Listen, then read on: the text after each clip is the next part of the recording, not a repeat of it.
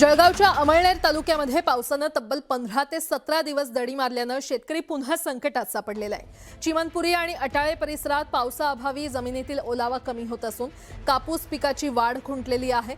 तर कापसाची पानं लालसर पडू लागल्यानं लाल्या रोगाचा प्रादुर्भाव वाढण्याची भीती निर्माण झाली आहे। तर बाजरी आणि मका कणीस भरण्याच्या महत्त्वाच्या अवस्थेत असल्यानं आता या पिकांना दमदार पावसाची गरज आहे। त्यामुळे शेतमालाला भाव नाही आणि पावसाचा भरवसा नाही।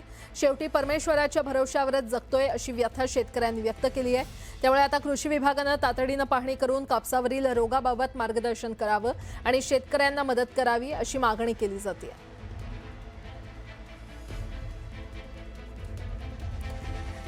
आखाती देशातील युद्धजन्य परिस्थितीचा फटका जळगावच्या चटई उद्योगाला बसलेला आहे। आखाती देशांसह युरोप आणि अमेरिकेमध्ये होणारी चटईची निर्यात जवळपास ठप्प झाली आहे। गेल्या 6 महिन्यात या उद्योगाला 200 ते 250 कोटी रुपयांचा फटका बसल्याचा अंदाज आहे। दरमहा आखाती देशात जाणारे सुमारे 30 कंटेनर थांबलेले आहेत आणि त्यामुळे तयार माल कारखान्यांमध्येच पडू नये। दुसरीकडे पॉलिमरच्या तुटवड्यामुळे कच्च्या मालाच्या किमती वाढल्या असून उत्पादन निम्म्यावर आलेलं आहे।